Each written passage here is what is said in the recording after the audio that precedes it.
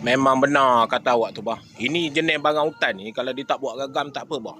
Asal dia nak buat ragam, siap jaga. Kalau tak cukup modal jangan buat pasal. Dulu orang tua memang berpesan. Yang pertama sekali ayam hutan atas tunggul.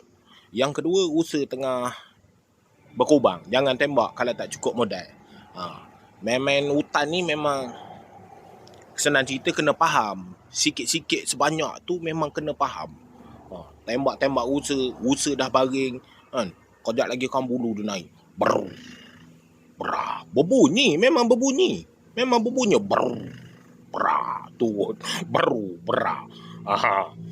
Tu nak kena berjaga-jaga juga tu, ya. Itu ada syarat-syarat dia lah.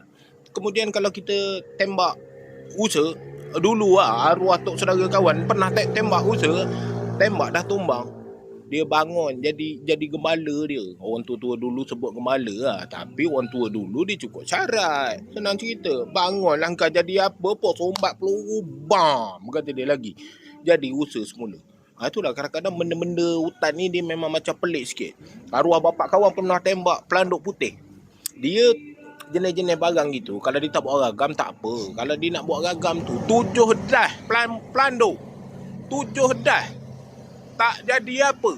7 dah. Penyudah arwah bapak kawan kan. Berehat penat. Dan ngeja ke dia. Sandar senapang meletup sendiri. Awak semua bayangkan lah. Macam gitu. Itulah. Dia kalau dia tak buat ragam tak apa. Kalau dia nak buat ragam je. Ya. Ini cerita-cerita pengalaman je lah. Dulu-dulu. Dia ngaum lagi rimau masuk hutan. Ada kawan berjumpa. Kawan tiga kali dah berjumpa. Ya. Jumpa rimau tu tak pernah mengadak tak pernah, tapi dia ngaum lagi rimau. Ya Allah, meremang bulu roma. Ini pun meremang nampak ni. Meremang bulu roma. Memang power rimau memang power.